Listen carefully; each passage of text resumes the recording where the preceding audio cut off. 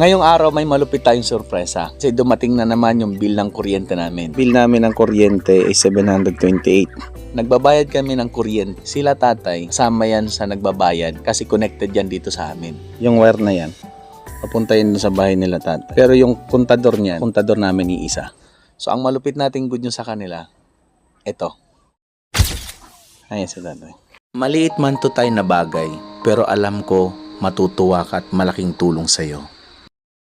Diba, dumating na yung bill natin ng kuryente. Oo. Bill namin ng kuryente ay 728. Oh, ang good news ko kay tatay, ay wala ka nang babayaran. Kami na magbabayad ng kuryente mo. Okay lang sa'yo, tay? Dito, hindi pa masyadong ramdam ni tatay yung good news ko sa kanya. Yung bill mo ng kuryente ngayon, kami na magbabayad.